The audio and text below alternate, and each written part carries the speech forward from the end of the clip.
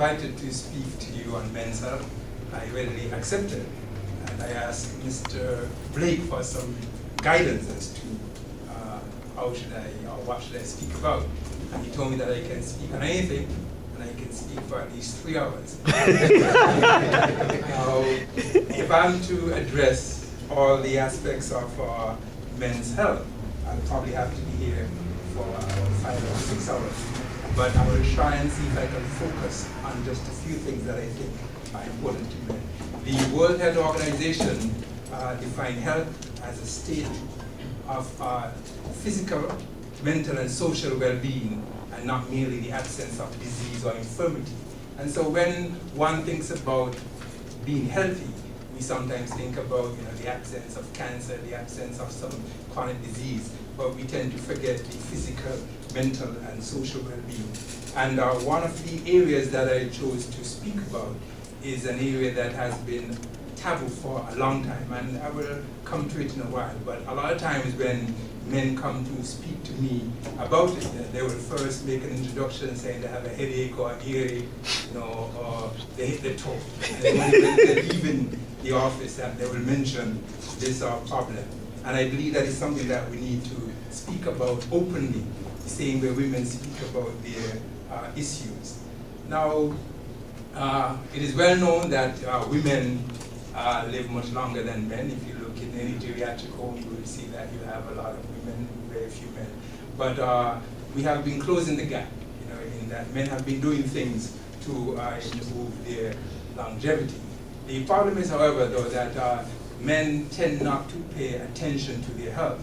And that's why I'm happy that we are having a talk like this, so we can open our eyes as to some of the issues that affect men. There are several things that work against us, however, why we always come up behind the 8 ball and have women outliving us. For one, we tend to smoke and drink more than women. We tend to be engaged in more aggressive activities, sporting activities, etc. Men tend not to seek medical attention. If you go around tomorrow in any doctor's office, you will see most of the persons who are there are women and children. And you will see there are very few men there. And there are also health conditions that affect men that don't affect women. I'm not saying that women don't have their own diseases also, but women will never die from prostate cancer. Women will never have erectile dysfunction. Okay, and so these are some of the things that can affect men. There are also some diseases that could be picked up through early screening and early intervention. And because men tend not to visit the doctor often, then they find themselves coming up short in terms of longevity all the time. So what I plan to do today is to focus on 3 main diseases: erectile dysfunction, prostate disease, and colon cancer. And the reason why I chose erectile dysfunction is a very common disease. As a matter of fact, sometimes when we hear about breast cancer, it affects 1 in 8 women. But I can tell you that most of the statistics have shown that at least 50% of men over the age of 40 have some form of erectile dysfunction. Yet this is something that we don't speak about. And it is just as common as the menopausal symptoms. And a woman has no problem speaking about hot flashes or dryness of the vagina as she gets older, but you'll be surprised how few men want to speak about this condition. Now, when I decided I was going to speak about this, some persons asked me, well, you really think men are going to be interested in that? And for a long time, men have been more focused and interested in their sexual organs than any other part of their body. And I remember my good friend Charles Wilkinson telling me this, and I looked it up and I found it's a well-known fact that the first testicular guard or box for cricket was used in 1874. The first helmet was used in 1974. So for 100 years, men were more interested in protecting their private parts than their brain. And so, despite the fact that we spend so much attention taking care of it, we're afraid to speak about it. And so, the first thing that we're speaking about is erectile dysfunction, because no one in here really wants to be out of service when it comes to this disease. Now, it's also known as impotence, or the inability to achieve or sustain a satisfactory erection for sexual activity. So it's not just absolute inability to attain an erection. And it is different from other diseases. For example, there are some persons who may have decreased libido where they can have an erection, but they just don't have the sexual drive, and so they will come to you because they have difficulty engaging in sexual activity. So there are some persons who have problems with ejaculation. Some persons have what's called retrograde ejaculation, so that at the climax, the semen goes into the bladder as opposed to coming out. But that's not what we're speaking about. We're speaking about the ability for a man to get an erection. And to get an erection is a very complex process because it involves the brain, it involves hormones, it involves emotion, you must have the drive, it involves nerves that go to the penis, it involves the penile muscles, it involves the blood vessels, because the blood vessels have to vasodilate to become engorged with blood for a man to have an erection. So you can see that there are multifactorial things that lead towards a man having an erection. And if you have a problem with any one of these areas here, then a man can have erectile dysfunction. Likewise, stress and mental disease can cause or worsen erectile problems. For example, a man can have a bad experience once, and because he has a lot of tension associated with it, and anxiety and expectation on behalf of his partner, it can lead to worsened anxiety, and that can lead to further problems with erectile dysfunction. Now, how common is it? As I said, this is a very common disease. There are some persons who have total inability to get an erection, and that's pretty bad. There are some persons have inconsistent ability to achieve erection. Sometimes it happens, sometimes it don't, and so they don't know when they'll be able to perform. There are some persons who can get an erection, but it is only brief. And don't forget, erectile dysfunction is determined as you being able to maintain an erection for sexual satisfaction. And so if you can get an erection, but it's only brief, then that's still considered erectile dysfunction. Now, a lot of persons, as I said before, are reluctant to speak about it. People are embarrassed to speak about it because the whole society is built around this macho-ness. People tend to boast about their sexual prowess, and in secret, some of them might be having problems. And this can affect their entire psyche, their entire well-being, their work, etc. And so it's important for a man to be able to function if he is called upon. It can occur at any age. So even young persons, I've seen school children who've come complain about erectile dysfunction. However, it is more common as one gets older. By 45, most men would have experienced some degree of erectile dysfunction. And studies have shown that about 35% of men between the age of 40 and 70 suffer from moderate to severe erectile dysfunction, and an additional 15% would have milder forms, which means that more than half of the men over the age of 40 would have some degree of erectile dysfunction. So this is a very common disease, a common condition that plagues men, but there are so many persons who are actually afraid to speak about it. And most of the times if somebody comes looking healthy and telling them they have a headache, you know, I go straight to the point, you know, you're having a problem down there, and they'll say, yes, how you know? Because a lot of times they have these different introductions, and if you're trying to save time, you will never get there waiting on them. Now, there are a number of risk factors that can lead to erectile dysfunction. And so it is not a sin if one has erectile dysfunction, because there are some that can be treated. Cigarette smoking is a common contributor. And so if one is smoking cigarettes, you need to cut back on that, because that can affect your ability. Advanced age, of course, you can't term at the hands of time, and we know, therefore, then, if you're into the age where erectile dysfunction can occur, you need to be able to speak to your doctor about it, speak to your friends about it, and let us be in the open about it, as opposed to it being the source of tension and frustration, because it can lead to hypertension and all sorts of other things. Of course, persons who have cardiovascular disease, they are at risk for developing erectile dysfunction, because the same disease that affects the blood vessels to the heart affects the blood vessels to the penis, and the ability for you to get an erection depends on the blood vessels being able to vasodilate or becoming engorged with blood. And so diabetes can increase the risk, and if you are uncontrolled, that can be a problem. High cholesterol, hypertension, people who are obese, people who are sedentary, that is, don't exercise, that increases your risk for developing erectile dysfunction. persons who use recreational drugs, and also persons who are using psychotic medication, they can develop erectile dysfunction. Persons who have nerve damage, these are the ones who would tend to have the absolute erectile dysfunction, inability to have an erection. And this usually occurs, for example, when one has surgery for prostate cancer. There is a great risk of damaging the pelvic nerves that can lead to erectile dysfunction. There are some men who have a decrease in testosterone once they get to the age of 40, 45. The same way women develop menopausal symptoms, some men can have a drop in testosterone. And this drop in testosterone can lead to erectile dysfunction. And if you cower and hide and don't come, when it's simply a matter of replacing your testosterone, you can be virile again, as opposed to hiding the fact that there is a problem. There are a number of medications that can lead to erectile dysfunction. And I chose to list a number of them because there are a lot of common medications that some persons are not aware, and a lot of persons are taking, and this can lead to erectile dysfunction. And histamines that people use for the common cough and cold and so on, these can lead to erectile dysfunction. So your doctor might have prescribed you something for a cough, and then you realize you go home and you can't do what you were accustomed to do before. There's some antidepressants and sedatives, they can lead to erectile dysfunction. Some persons are taking beta blockers for Panadol for thyroid disease or even hypertension, and this can lead to erectile dysfunction.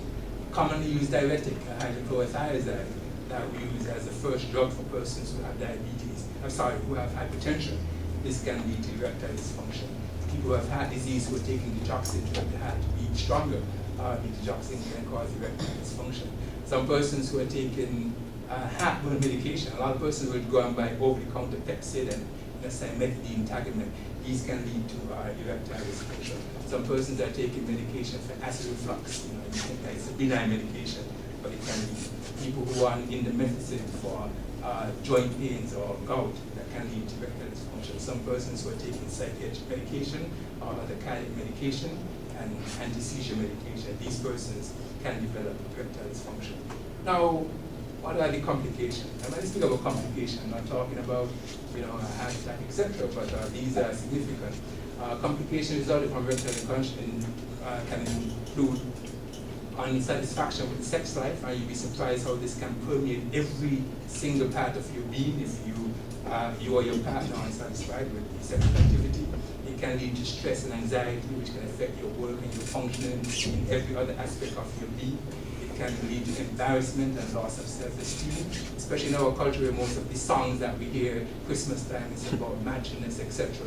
And you'll be afraid to speak about these issues, and it can lead to relationship problems. Some persons can have inability to procreate because you cannot penetrate, you cannot procreate. And so these are some serious problems. Now, in terms of diagnosis, most doctors can diagnose erectile dysfunction just from you coming and speaking about the problem and they taking the basic history. But beyond this, one will need to do a careful physical exam of the penis and the testicles, checking to make sure that they have proper nerve sensation. There's some persons who have a condition that's called Peyronie's disease, where there is some scarring on the top of the penis, so it becomes bent and they have difficulty getting an erection. So physical examination can detect that. One can do blood tests to screen for any underlying disease, diabetes, hypertension, heart disease, also urine test. And one may also want to do an ultrasound if the person, for example, after trial with certain medications do not have any activity, because you need to make sure that the blood vessels are patent and they can become engorged. And so you may have to go and get an ultrasound to see whether or not the blood flow is normal. And of course, if the problem is psychological, then one can do a psychological evaluation to see what's your problem. Now, what is the treatment? And the reason why it's important first to speak about this, there are a lot of treatments that are out there that can help persons. And so it's not the end of the world, and so the switch doesn't have to be in the off position all the time. Okay? Making a lifestyle improvement, for example, quitting smoking and exercising more, that can significantly change the problem in some men, because don't forget I said obesity, lack of exercise, etc., smoking, that can lead to erectile dysfunction. One can also be treated with drugs, which I speak about later on. One can have inserts into the urethra, or one can inject medications, or one can also have various devices put on or in the penis to help with getting an erection. In terms of the medications, most of all people have heard about Viagra, or sildenafil, Cialis, or tadalafil. We also have vardenafil, Vanafil. These are all medications that increase the nitric oxide production. Nitric oxide is a naturally occurring chemical that it is released from cells, and it causes vasodilation, it causes the muscles to relax and the penis can engorge and becomes filled with blood. And these medications help to improve the nitric oxide level, leading to the erection. And so it's important for one to know, because sometimes persons are prescribed these drugs and they come back and say that it didn't do anything. But you must understand that these drugs are not aphrodisiacs, and so despite the fact that you're taking this medication, you still need to stimulate yourself to get the erection. So you just can't take the medication and expect your penis is going to rise without stimulation, because it's not an aphrodisiac.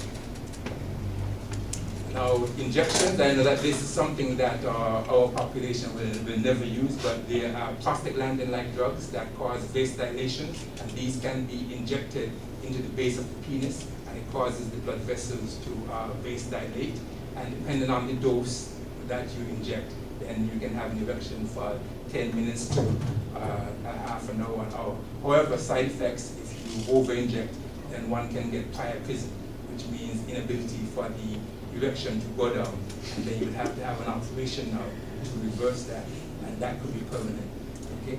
As a matter of fact, that's a side effect with any of these medications. Some persons come with priapism if you overdose yourself. And so once you have a sustained erection, because don't forget, if the blood is in the penis for a long time and it's not coming out, then the penis becomes very painful. It will become necrotic and fall off if something is not done. And that's why you would have to do the operation to release the blood so that the penis can go down. One can also use urethral suppositories, the same prostaglandins.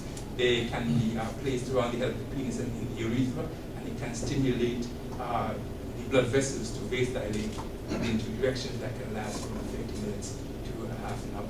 For those persons who are found to be low in testosterone, they can have testosterone replacement, and we have these drugs available here. And so if your blood test shows that your testosterone level is low, you can simply take the testosterone pills, and that would help to improve your libido and your performance. It's important for you to have a prostate checkup before you start these medications, because if you're taking testosterone and you have like prostate cancer, this can lead to progression of the disease.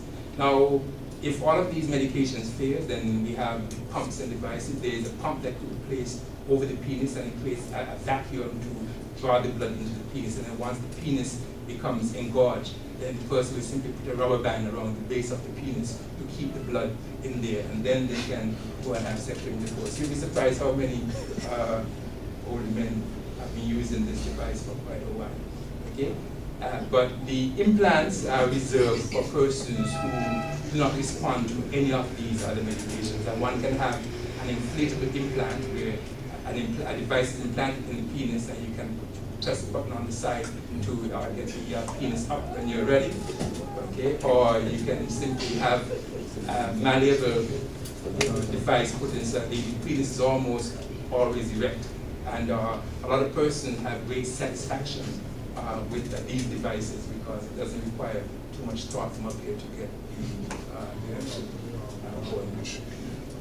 Of course, if one is stressed and depressed, etc., then psychological counseling will help, but that's not something that our persons here tend to go with people. If you tell them that they need psychological counseling, they think that you are telling them that they're crazy, and so people here tend not to want to have any psychological counseling. Now, you will also hear people speak about alternative medicine, and this is a big market, because once there is a market for a drug, people are going to be putting other things out there. And some persons tend to think that taking alternative medicines are safer, but I just want you to know that it is actually safer for you to use a prescribed drug from the doctors, Cialis, Viagra, as opposed to using the alternative medication, because a lot of times, number one, these are not FDA approved. You're not certain of the dosage that you're getting, and sometimes these things are mixed with a number of other chemicals that can cause serious side effects with other medications you're taking. You're not sure of the dose that you're getting, and so one can have dangerous drop in their blood pressure that can even lead to death from over-the-counter medication. But just to give you an idea, there was a herb that's called ginkgo biloba, where the ginkgo herb has been used in Chinese medicine for a long time and helps to improve blood flow, and it is helpful in persons who have erectile dysfunction. There is also L-arginine, that it's a vitamin that is, and amino acid, that the body needs. It helps to build muscle, and it also promotes vasodilation and can help with erectile dysfunction. Saw palmetto from the small palm tree is also thought to be effective to some degree in erectile dysfunction, and it's also used for persons who have prostate disease. We also have urine bean, which is from the back of the urine bean tree in Africa, and this has been used also for erectile dysfunction. Now, I believe that most persons were waiting for the slides of foods that are proven to fix erectile dysfunction, because you will hear a lot about eating this and eating that. But I'm sorry to say that there are no miracle fruits or vegetables that prevent erectile dysfunction. Okay? However, according to a new study, men who enjoy a regular glass of red wine with plenty of citrus fruits, berries, strawberries, blueberries, apples, pears, they are less likely to develop erectile dysfunction. And so I hope to see a lot of you are drinking wine and buying up your fruits and vegetables from Darling at Organics tomorrow. Now, the next disease that I said I will be speaking about is prostate disease. And at the end, I will take questions at the end. Okay? So the prostate gland, we hear a lot about this, and this is a disease that affects only men. And the prostate gland is located just below the urinary bladder, and it surrounds the tube that leads from the bladder to the penis. This is called the urethra, and this is the gland where this is the passage where the urine passes. And so you can see then if the prostate gland enlarges, it will cause obstruction of the urine flow. And that's why most of the symptoms related to prostate disease, it's associated with urinary outflow obstruction. Now, the prostate gland is normally just the size of a walnut, and it is located in front of the rectum, and that is why it can be easily felt on digital rectal examination. The doctor can simply put his finger in the rectum and feel the prostate anteriorly there. It surrounds the urethra, as I said, that comes from the bladder. And the part of the urethra that is in the prostate is called the prostatic urethra. Now, what is the function of the prostate? Because sometimes men ask me, man, did God give us this thing just to curse us? Because you hear so many men speaking about prostate and prostate disease. Well, the prostate secretes a fluid that is called prostatic fluid, and it is slightly alkaline in pH, and it is milky white in appearance. It constitutes about 25 to 30% of the volume of the semen when a man ejaculates. And so when a man ejaculates, 30% or 25 to 30% is from prostatic fluid, and the rest would be of the spermatozoa, and that's important for procreation. Now, the reason why the prostatic fluid is alkaline, because it has to neutralize the acidity of the vaginal tract, because fertilization can only occur in a neutral environment, and the vagina is acid, the prostatic fluid is alkaline. When they come together, you have a neutral environment so that you can have fertilization occurring. And it also helps to prolong the lifespan of the sperm, so it can stay longer in the female genital tract, waiting for the egg to come down, and it produces nourishment for the sperm. So you can see the prostate is very important. You just can't have the sperms going up by themselves, because they would not have enough energy to swim. They would not have the correct pH environment, and so it's an absolutely important organ. However, once you get over the age of 40, when you no longer need the prostate, that's when you start to have problems. The prostate also has muscles in it, so when a man ejaculates, the muscles contract, and this is what helps to expel the semen during ejaculation. Now, how is it regulated? In order for the prostate to work, we need male hormones, they're called androgens or testosterone, and most of the testosterone is produced in the testicles. However, so it's produced in a gland just above the kidney, that's called the adrenal glands. And as a man gets older, the prostate gland enlarges. So once one gets over the age of 40, the prostate gland starts to enlarge. And this is usually a non-cancerous or benign enlargement, and this can cause problems with the urine flow. However, prostate disease can also affect young men, because in young sexually active men, they can get what's called prostatitis. So if you see a young man in his 20s or 30s having prostatic symptoms, it's usually secondary to an infection, as opposed to someone over the age of 40 or 50, where it could be prostate cancer or benign prostatic enlargement.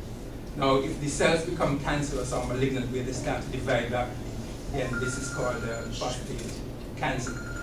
And it's usually confined to the gland for several years. And basically what we're saying is that prostate cancer is a very slow-growing disease. And a lot of times men can have prostate cancer and they can die from something else. And so a diagnosis of prostate cancer is not a death sentence. However, if it occurs in younger men, it tends to be more aggressive. Also, when it occurs in black men, it tends to be more aggressive. So I think I'm speaking to most of the persons in the audience here tonight. And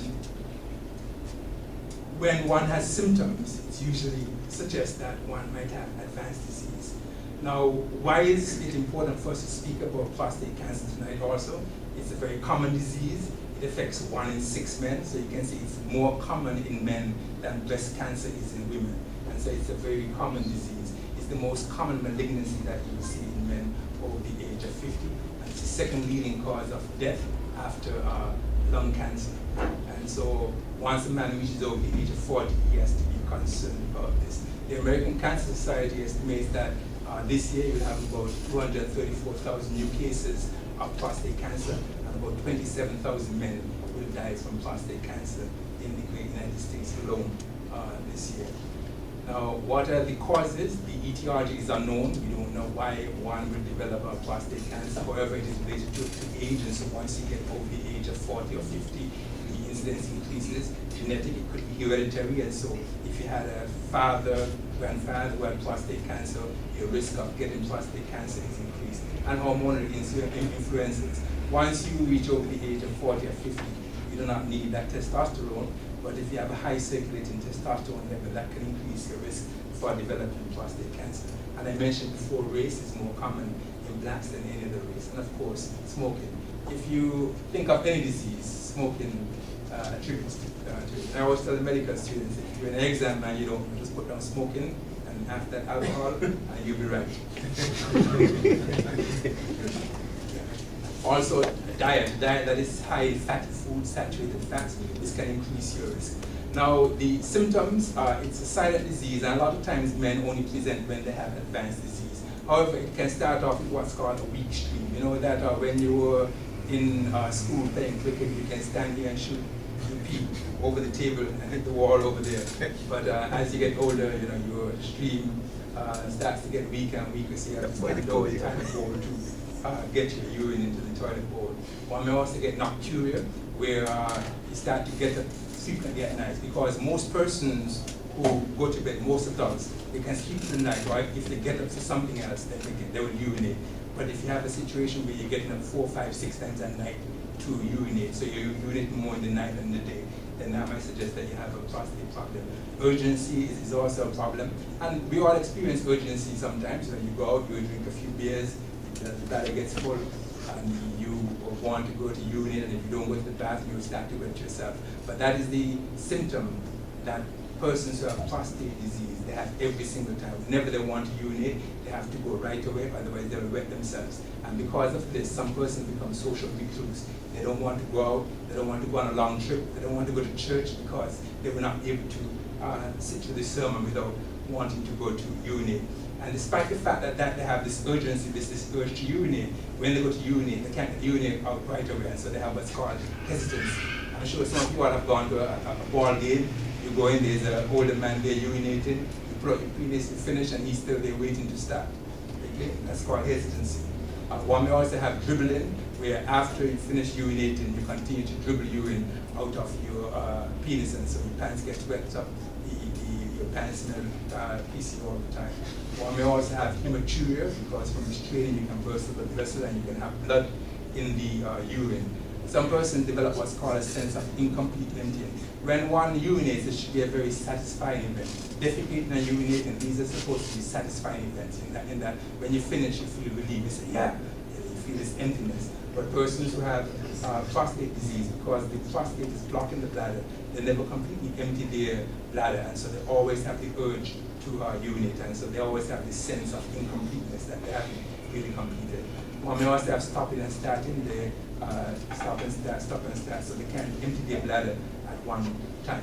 And persons would ignore these symptoms and they present in the middle of the night to the hospital, the inability to pass the urine because their bladder is distended. And this is what we commonly call here stoppage of water, where the man now has to have a tube put in either into the penis or above to the abdomen to get to the penis to drain the urine out. Some persons may present with impotence because they have prostatic disease. Some persons may just have a feeling of lethargy, not feeling their normal self. And if one has prostate cancer spread into the backbones, one may present first with back pain, hip pain, etc. Now, as I said before, the prostate can be easily reached with the glove finger because it sits right in front of the rectum. And there are a lot of people who think that the rectal exam is a difficult exam, but it's a piece of cake, right? And I'm always surprised that people put so much tension and trauma with it. You can see the gentleman is smiling.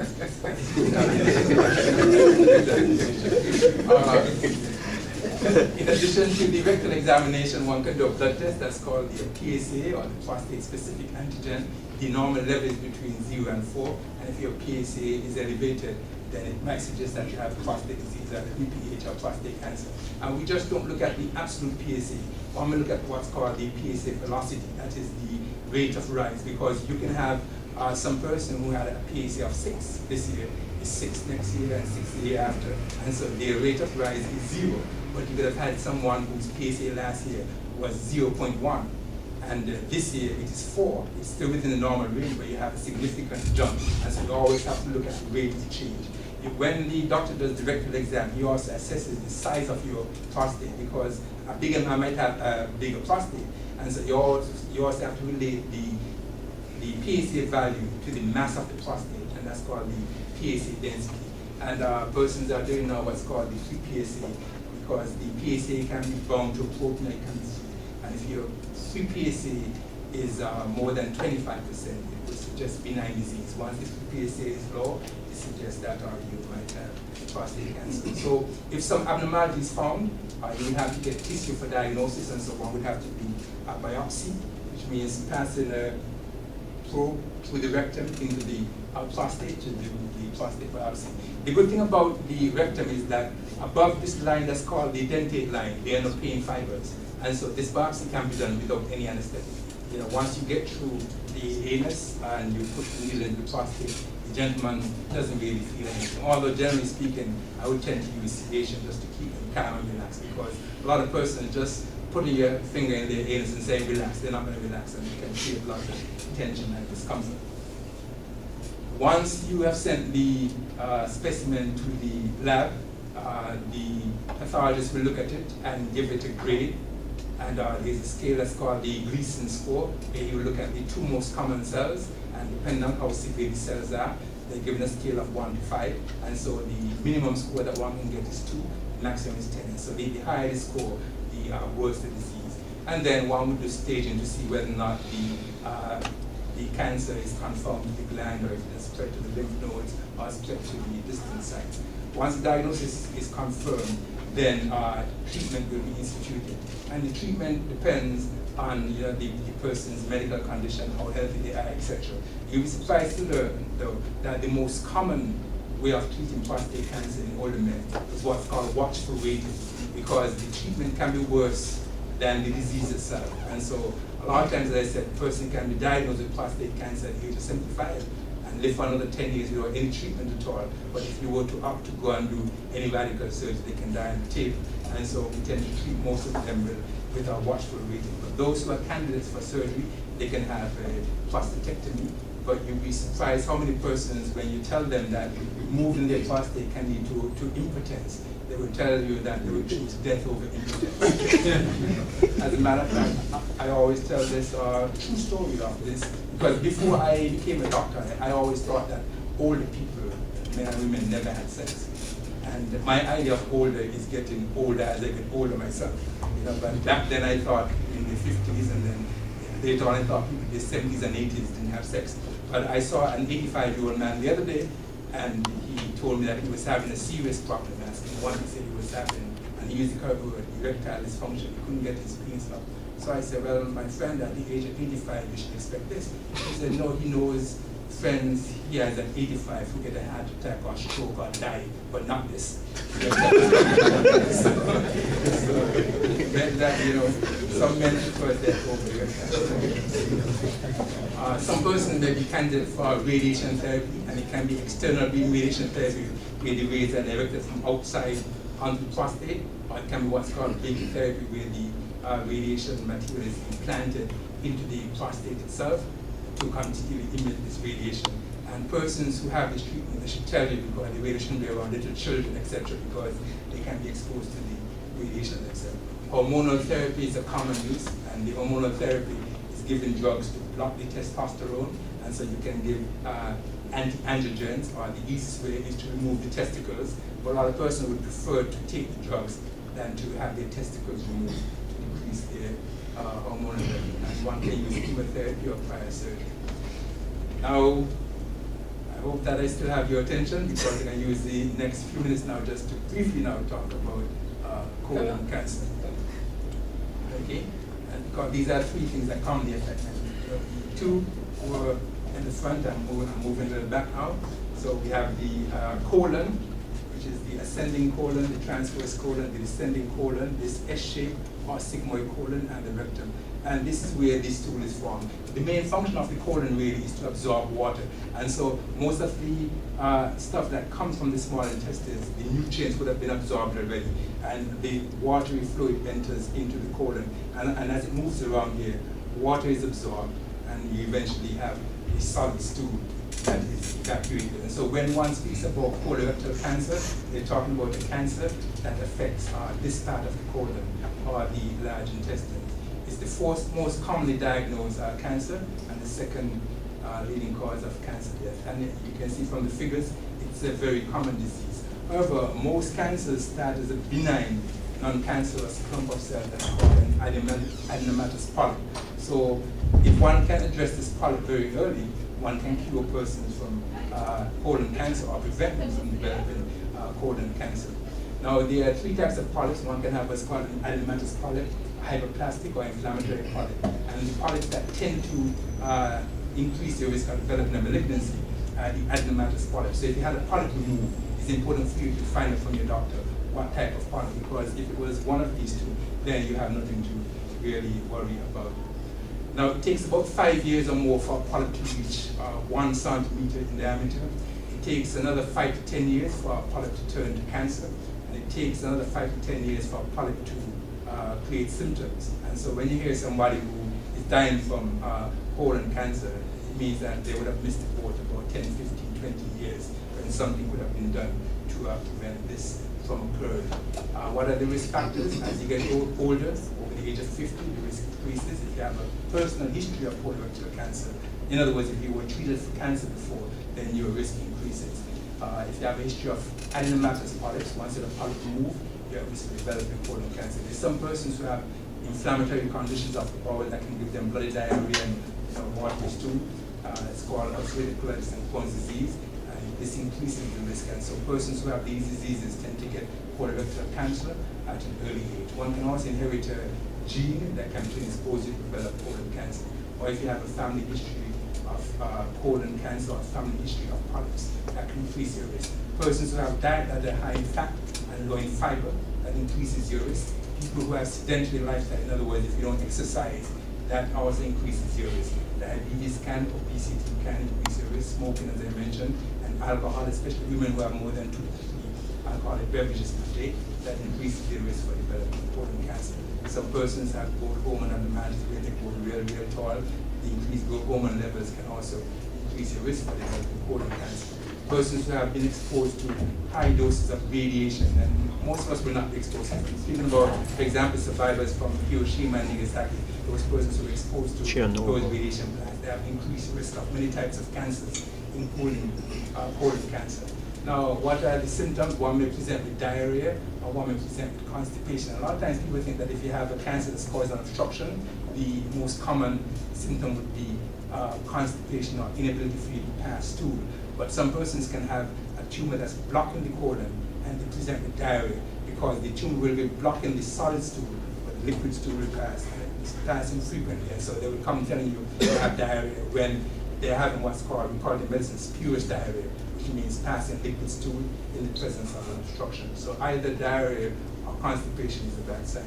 Blood in the stool is also another red flag, or if you have a change in the caliber of the stool, where it's becoming narrow, of course, other signs like weight loss, abdominal pain, bloating, a feeling of incomplete emptying. These are obvious red flags. If all these are missed, the persons can present with complete obstruction, where the abdomen becomes most distended. They can't pass any stool at all, and they will require an emergency surgery. Some persons present with perforation because the abdomen becomes so distended, the colon bursts, and so you have to go in and you have gross fecal contamination. That's a very bad sign. Some persons may just present with anemia, low blood, and they just don't feel well. And when you do the routine colonoscopy, you find the colon cancer. Some persons may not have any symptoms at all, and they simply come for a routine screening colonoscopy, and they're found to have colon cancer. So how do we make the diagnosis? You want to check this stool to see if there's any blood. One can do a barium enema, or you can do the endoscopies. With the barium enema, this was the gold standard in the past, although we don't use it too much now, where a dye is injected and you're looking to see if there are any filling defects, which would suggest that there is a cancer. But it can be diagnostic but not therapeutic. In other words, you can't remove a polyp on a barium enema. Sigmoidoscopy only looks up to about 25 centimeters, and so the gold standard is the colonoscopy, where you pass the camera all the way around to the cecum, and if there are any polyps, you can remove them. These are just some figures that I had for looking at some patients for 7 years from 2000 to 2007, where there were about 223 colonoscopies. You can see most of the persons who were being scoped were females, and of these, we found 27 cancers. Most of them were over the age of 50. This is just a view that you get from the colonoscope. So this is a normal look at you. It's like if you're looking through a tunnel, and so you're looking at the wall. This darkness is just the darkness of the head. But when you pass the colonoscope, and if, for example, someone has a polyp, you can see if this is somebody who has what's called a pedunculated polyp, and these can be removed at the same time at colonoscopy.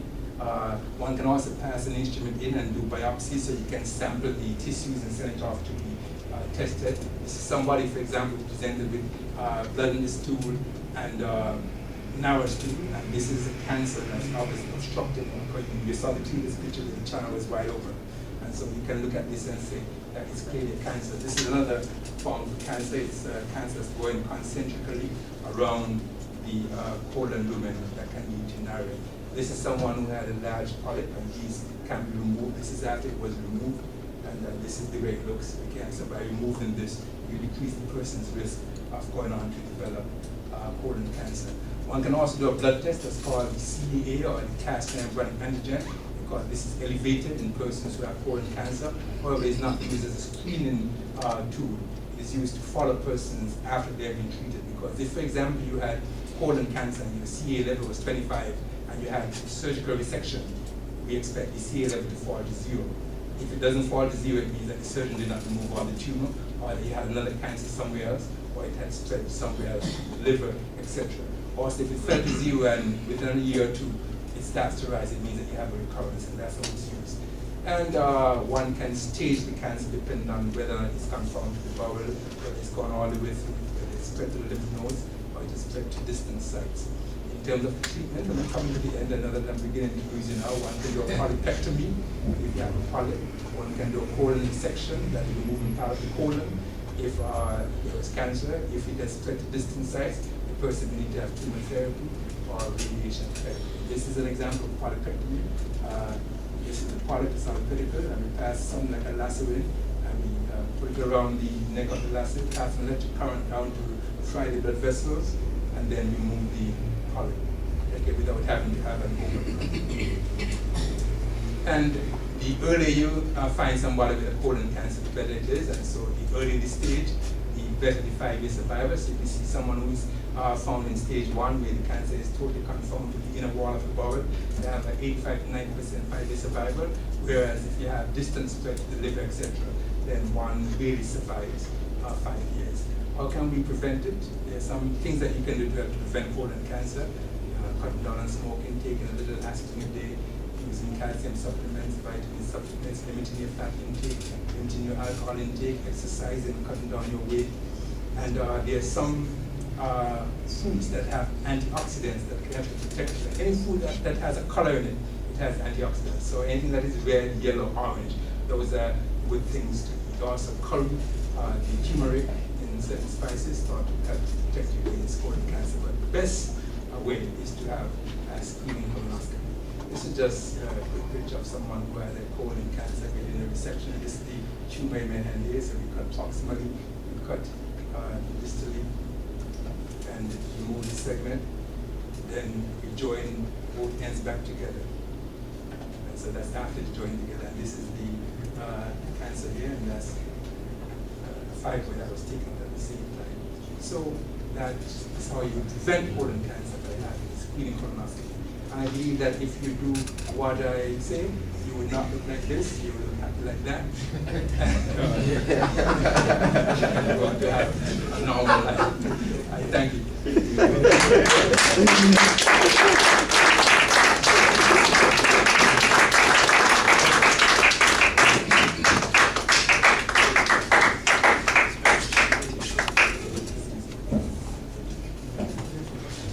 Thank you very much, Dr. Wilkinson. Forgive me for expressing the opinion that this was an excellent presentation. Although I must admit, I think at some points I would have liked to hear some more. But perhaps another time, and maybe not too long from now, we'll have to come again. But if you agree with me that you did learn quite a bit, let's give him an hour about the